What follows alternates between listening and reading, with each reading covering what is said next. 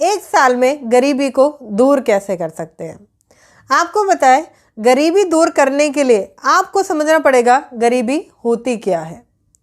अगर आपके लिए गरीबी वह चीज़ है जो आपको परेशान करती है, चाहे वह किस्त हो, आपका लोन हो, और भी बहुत सारी चीज़ें आपको परेशान करती है, अगर वह गरीबी है आपको समझना पड़ेगा।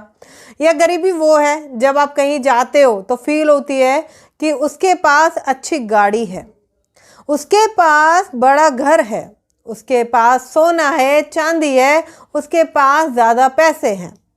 अब आपको फील करना पड़ेगा कि गरीबी कौन सी वाली है आपके पास, क्योंकि जब भी आप अपने लिए स्टेप उठा पाओगे। एक साल में गरीबी दूर करना बहुत आसान है अगर आप वह सही डिसीजन को लिख ले तो।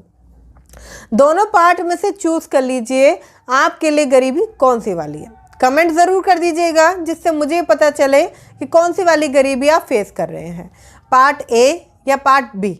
चूज़ करके दोनों लिख दीजिए कमेंट में। जब आपने चूज़ कर लिया अपने लिए कि मेरे लिए ये वाली गरीबी है, अब आपको उस पर काम करना है।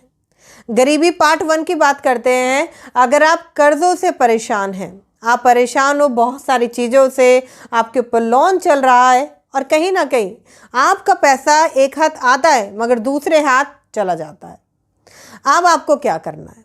अब सबसे पहले आपको देखना है कि आपका पैसा कहाँ कहाँ जाता है। अगर आपका पैसा सबसे ज़्यादा घर के खर्चे में जा रहा है तो घर का खर्चा कम कर दीजिए। अब ये कैसे कम होगा ये आपके ऊपर डिसाइड करता है। देखिए, घर के खर्चे हमेशा कमाई के साथ बढ़ते हैं। अगर आज आपकी कमाई 25,000 है तो खर्चे कहीं ना कहीं 50,000 1 लाख के होंगे। अब आपके ऊपर डिपेंड करता है कम करना। क्या आप कुछ चीज़ों को घर में कम कर सकते हैं? क्या ज़रूरी है होटल में जाना? क्या ज़रूरी है रेस्टोरेंट में खाना खाना? क्या इनको कम किया जा सकता है? क्या मूवी देखना, पिज़्ज़ा खाना ये ज़रूरी है? क्या कम किया जा सकता है? आपके मन में भी आंसर होगा यस मैम, ये कम किया जा सकता है, तो कम कर दो। आपको अपने खर्चे कम करने पड़ेंगे जब भी वो सारी चीज़ें पॉसिबल होगी।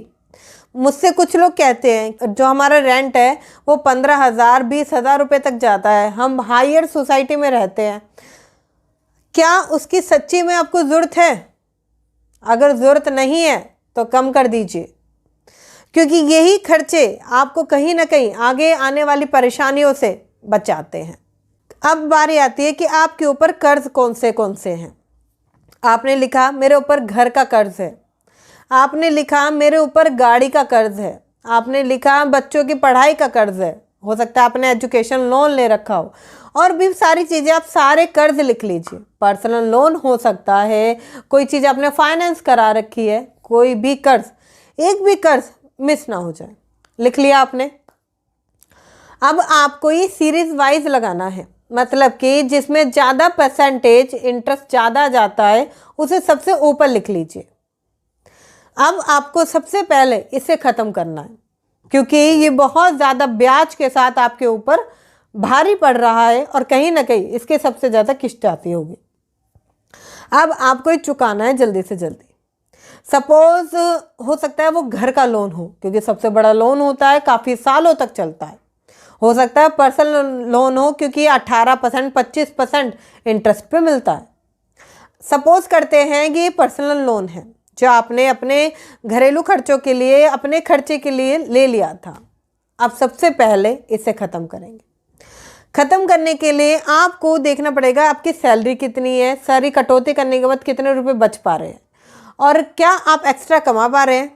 ये जो बचा हुआ पैसा है इससे पहले आपको फिल करना है जल्दी से जल्दी। और कमाने का अगर एक साधन ओपन हो गया है तो उस पैसे को सेव करना है। आपको एक ही हिस्से से पैसा भरना है, ना कि सारे हिस्से से कमा कमा के वो पैसा भरना है, क्योंकि कल के लिए भी आपको सेव करके चलना है। आप सपोज के लिए अपनी वाइफ की हेल्प ले सकते हैं अगर वो नहीं कमाती हैं तो, और अगर आप इस बात से एग्री करते हो तो। क्योंकि देखिए, अब आपको कर्जे पटाने हैं, कहीं ना कहीं ऐसे ही बोला जाता है कर्जे चुकाने हैं, तो आपको ये समझना पड़ेगा कि आपको हेल्प लेनी पड़ सकती है कुछ समय के लिए, क्योंकि ये अमाउंट जल्दी जल्दी फिल करना है। और आज के समय में दोनों ही कमाते हैं, कोई दिक्कत वाली बात नहीं है। आपको पैसों को मैनेज करना है सही ढंग से। आपको समझना पड़ेगा आपकी जो सैलरी है उसमें से कुछ पैसा आपको इस्तेमाल करना है जो आपकी ज़रूरत के लिए है, कुछ पैसा आपको जल्दी कर्ज में भरना है और कुछ आपकी वाइफ से हेल्प लेकर सेविंग करना है। सेविंग उनके बिहाफ से होगी और कुछ आप इमरजेंसी में अगर आपको लगता है कि मुझे थोड़ी सी और ज़रूरत है तो आप कभी पैसा उनसे ले सकते हैं। जब आप दुगनी रफ्तार से एक किश्त की जगह दो से तीन भरना स्टार्ट करते हैं तो आप उसे एक जल्दी से पीरियड कम कर देंगे। आप देखेंगे पर्सनल लोन जो है वो आपका जो ज़्यादा इंटरेस्ट पे चल रहा था वो ख़त्म होने की तरफ आता चला जाएगा। और भी आसान ये जब हो जाएगा जब आपके पास 3 इनकम सोर्स हो जाएंगे। 3 इनकम सोर्स क्रिएट करने के लिए आपको बूस्ट योर फाइनेंस में इनरोल करना पड़ेगा, क्योंकि वहाँ मैं आपको बताती हूँ किस तरीके से आप मल्टीपल इनकम सोर्सेस क्रिएट कर सकते हैं, कैसे आप ज़्यादा तरीकों से पैसे कमा पाएंगे, कैसे जल्दी से जल्दी 100 रुपये की सेविंग से आप लाखों रुपए तक की सेविंग तक जा सकते हैं, कैसे एक छोटी इन्वेस्टमेंट एक बड़ा परिणाम आपकी ज़िंदगी बदल देगा, वो सब बताती हूँ। इतना ही नहीं, किस तरीके से आप और बिजनेस ओपन कर सकते हैं वो भी मैंने इसके अंदर बताया है। जब आप इसे कंप्लीट करते हैं तो आपका 1-to-1 मेरे साथ एक सेशन कंडक्ट होता है जहां पर बैठकर आपकी आर्थिक स्थिति को कैसे मजबूत कर सकते हैं वो मैं आपको बताती हूँ। तो क्या करना है, डिस्क्रिप्शन में लिंक है, मात्र 183 में आप इसे एनरोल कर अपना बना सकते हैं और इसे पूरा लेकर कहीं ना कहीं जो आपको प्रॉब्लम आ रही है आप उसको ख़त्म कर सकते हैं। तो अभी जाकर आप इसे एनरोल कर सकते हैं। अब दूसरे टाइप की बात करते हैं। आपने सोचा कि मेरे पास छोटी गाड़ी है, बड़ी होनी चाहिए, या मेरे पास गाड़ी नहीं है, मेरे पास 2 व्हीलर है, 4 व्हीलर होनी चाहिए। अब आपको इस पर काम करना पड़ेगा।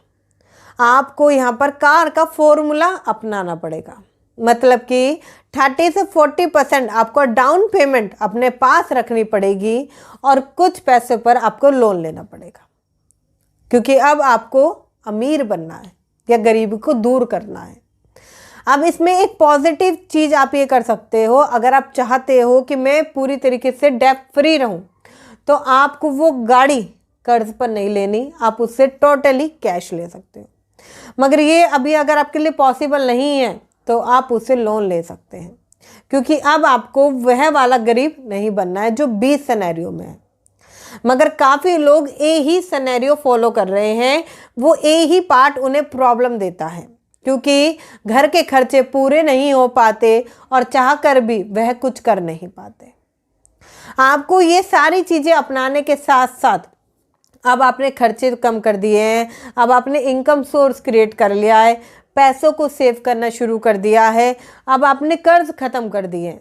अब आपको एक काम शुरू करना है, एक कोई भी एक छोटा सा ही बिजनेस आपको स्टार्ट करना है, जिससे कि आप अपनी गरीबी को और रफ्तार से दूर कर पाओ। एक छोटा सा काम जिससे मात्र आपको अगर 5 से 6 हज़ार रुपये भी आ रहे हैं ना, शुरू कर दो।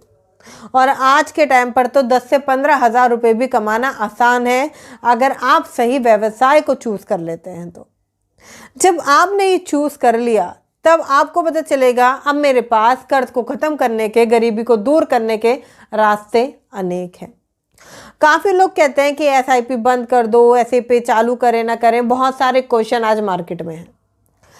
आपकी SIP जो चल रही है ना उसे चलने दीजिए, क्योंकि एंड द रेट आपके पास कुछ ना कुछ सेविंग अमाउंट ज़रूर होगा। अगर आपको FD सिक्योर लगती है तो करनी चाहिए, क्योंकि कुछ ना कुछ आपके पास सेविंग अमाउंट लास्ट में ज़रूर होगा। आपको समझना पड़ेगा कि आपके पास सिक्योरिटी बैकअप होना बहुत ज़्यादा ज़रूरी है। जब आप पैसों को बचा कर चलते हैं, जब आप पैसों को इकट्ठा कर कर चलते हैं तो पैसा बढ़ते क्रम में दिखता है और गरीबी दूर होती नजर आती है, क्योंकि गरीबी को दूर करने की यही उपाय हैं। आपको समझना पड़ेगा, आपको समझना पड़ेगा कि ये सारी चीज़ें आपको वह फंसा कर रखती है उन चीज़ों में जिसकी वजह से आप कभी भी आगे नहीं बढ़ पाते। गरीबी दूर करने के लिए आपको उन चीज़ों की तरफ जाना पड़ेगा जिससे गरीबी पूरी तरीके से ख़त्म हो जाए। जब भी आप इन चीज़ों को बनाएंगे, कर रहे होंगे तो मुश्किल आएगी। आप सपोर्ट लीजिए अपनी फैमिली का, आप सपोर्ट लीजिए उन सारी चीज़ों का जिस भी तरीके से ये हो सकता है, क्योंकि अब सपना है अमीर बनने का, गरीबी को दूर करने का। आपको समझना पड़ेगा कि वो जो फालतू टाइम आप नेटफ्लिक्स में मूवियों पर दे रहे हैं वो आपको सही जगह देना पड़ेगा, क्योंकि गरीबी ऐसे ही दूर नहीं होगी। गरीबी को दूर करने के लिए आपको उन चीज़ों पर काम करना पड़ेगा जिन पर और कोई काम नहीं कर रहा। आपको हो सकता है कमाई का 1 नहीं 2 नहीं 3 साधन खोलने पड़े। हो सकता है कि एक जगह से कर्ज पूरी तरीके से ना जाए तो आपको और भी चीज़ों को, शायद रेंटेड प्रॉपर्टी आपको करनी पड़े जिससे कुछ ना कुछ रेंट आता रहे। आपको समझना पड़ सकता है क्या मैं एक शॉप ले सकता हूँ, क्या मैं कमर्शियल में एक दुकान का रेंट ले सकता हूँ। छोटी छोटी चीज़ें जो आपको अमीर बनाती हैं। आपको पता है आपको किसी नौकरी की भी जरूरत कभी नहीं पड़ेगी, छोटी छोटी चीज़ों से आप अमीर हो जाएंगे। थोड़ी सी इन्वेस्टमेंट कीजिए, क्या मैं एक कमर्शियल शॉप ले सकता हूँ, थोड़ी सी इन्वेस्टमेंट कीजिए। क्या मैं ऐसी जगह एक फ्लैट की भी बात कर रही हूँ, या घर ले सकता हूँ जहाँ पर कि बच्चे पढ़ते हों, क्योंकि बच्चों के पढ़ने में एक सबसे अच्छी बात है आप उसे पीजी में क्रिएट कर सकते हैं, आप पीजी बना सकते हैं। तो इस तरीके से आपके पास 1-2 और ऐसी इनकम सोर्स क्रिएट होते हैं और गरीबी जल्दी से जल्दी दूर होती है। उन चीज़ों से आपको दूर होना पड़ेगा जो आपको अभी आकर्षित कर रही हैं। आपको अपना आलस कहीं ना कहीं त्यागना पड़ेगा। आपको वो जो शो ऑफ की चीज़ें लोग दिखा रहे हैं, आप देख रहे हो, जल रहे हो, वो हटाना पड़ेगा। आपको अपना फालतू का ट्रैवल भी हटाना पड़ेगा। आपको ये समझिए आप गायब हो गए एक तरीके से, आपको गायब होके शांति से काम करते चले जाना है, क्योंकि आपकी कामयाबी ही सब कुछ बदल देगी। किसी को कोई फर्क नहीं पड़ता कि आप शादी में आए हो या नहीं आए हो, किसी को कोई फर्क नहीं पड़ता कि आप उसके जन्मदिन पर थे या नहीं थे, किसी को कोई फर्क नहीं पड़ता ये त्योहार आपके बिना था या नहीं था। मगर लोगों को एक चीज़ से फर्क पड़ता है कि आपकी जेब में कितना पैसा है। लोगों को इस चीज़ से फर्क पड़ता है कि आप गरीब हो या अमीर हो। लोगों को इस चीज़ से फर्क पड़ता है कि आज आपके पास कितनी संपत्ति है। और ये सब करना पॉसिबल है क्योंकि आप ये सब कर सकते हो।